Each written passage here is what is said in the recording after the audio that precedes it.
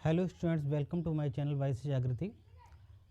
आज के वीडियोज में आप देखेंगे कि किस तरह से पास्ट परफेक्ट टेंस के नेगेटिव सेंटेंसेस का अनुवाद करते हैं। तो नेगेटिव सेंटेंस का अनुवाद वेरी इजी है। क्या होता है इसका नियम? नेगेटिव सेंटेंसेस यानी कि नकारात्मक वाक्य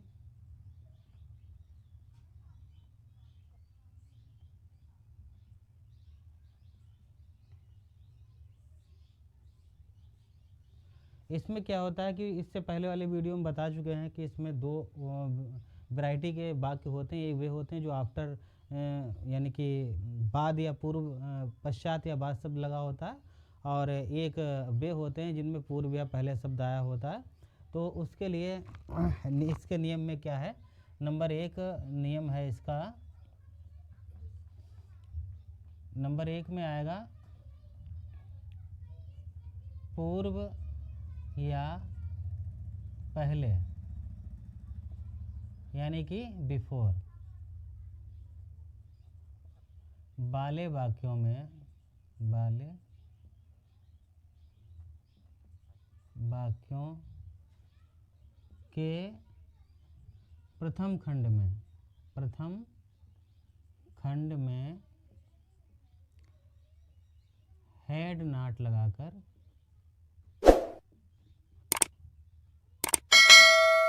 क्रिया की थर्ड फॉर्म का प्रयोग किया जाता है। क्रिया की थर्ड फॉर्म का प्रयोग किया जाता है। और नंबर दो होता है पश्चात या बाद, पश्चात या बाद यानी कि आफ्टर, आफ्टर वाले वाक्यों के प्रथम खंड में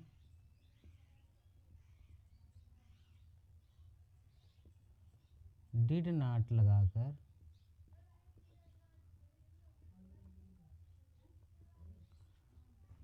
क्रिया की, जब डिड नॉट लगा देंगे तो क्रिया की फर्स्ट फॉर्म का प्रयोग होगा। क्रिया के फर्स्ट फॉर्म का प्रयोग किया जाता है।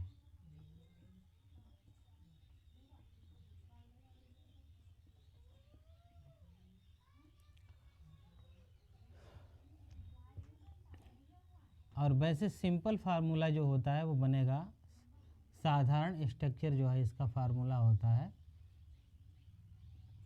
तो उसके लिए तो सबसे पहले सब्जेक्ट लिखना है,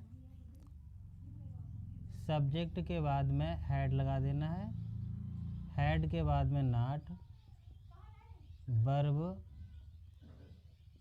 थर्ड फॉर्म, और इसके बाद ऑब्जेक्ट लिख करके फुल स्टॉप लगा देना है।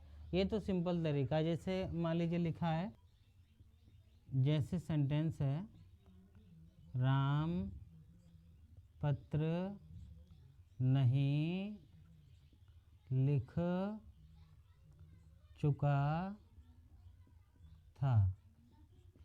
तो सबसे पहले सब्जेक्ट है Ram, had not, verb third form लिखना यानी कि रिटन, रिटन क्या लिखना है, letter. Ram had not written a letter, Ram पत्र नहीं लिख चुका था।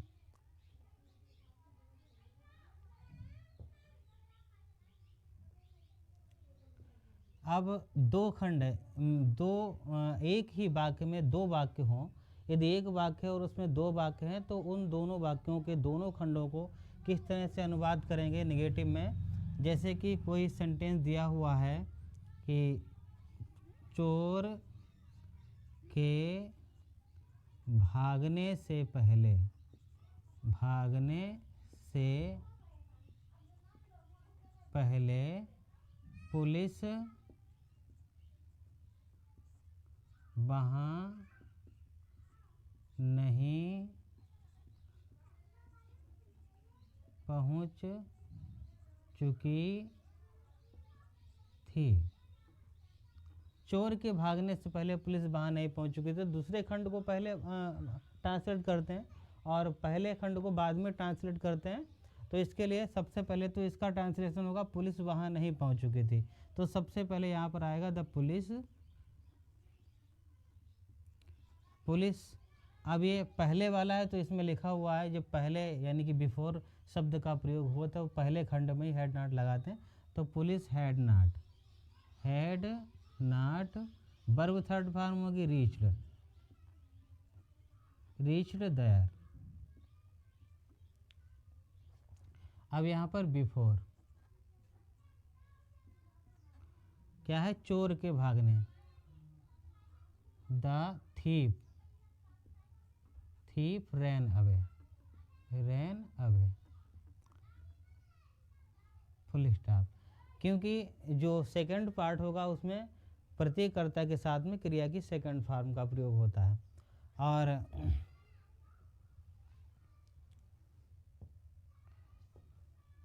दूसरा है जैसे कोई बाद वाला है, पश्चात वाला है, जैसे वर्षा होने के बाद अध्यापक नहीं आए थे।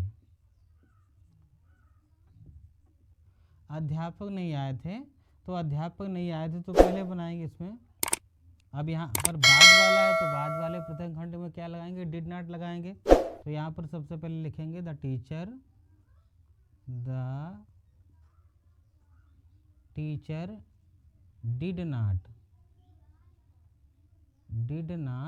और डिड नॉट के साथ में क्रिया की फर्स्ट फॉर्म लगती है आए थे मतलब कम लगाएंगे, डिड नॉट कम। अध्यापक नहीं आए थे किसके बाद, वर्षा होने के बाद यानी कि आफ्टर। अब इसमें वर्षा होने के बाद यानी कि मतलब कोई सब्जेक्ट जब सुलभ नहीं होता तो ये मौसम से संबंधित तो इट से बनाएंगे तो इट हैड रेनेड हो जाएगा, इट हैड रेनेड। वर्षा होने के बाद अध्यापक नहीं आए थे। तो इस प्रकार से सिंपल सेंटेंस में हैड नॉट लगाकर वर्ब की थर्ड फॉर्म प्रयोग कर देना है। पहले वाले जिसमें बिफोर शब्द आया है उसके प्रथम खंड में हैड नॉट लगा करके क्रिया की थर्ड फॉर्म, और नेक्स्ट बिफोर के बाद में प्रत्ययकर्ता के साथ में सेकंड फॉर्म का प्रयोग करना है।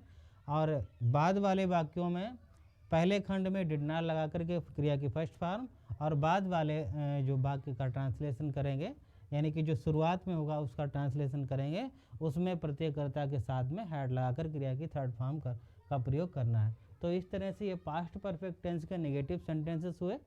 और प्लीज़ आप लोग चैनल को सब्सक्राइब करते रहें, शेयर भी करें, कमेंट भी करें। थैंक्स।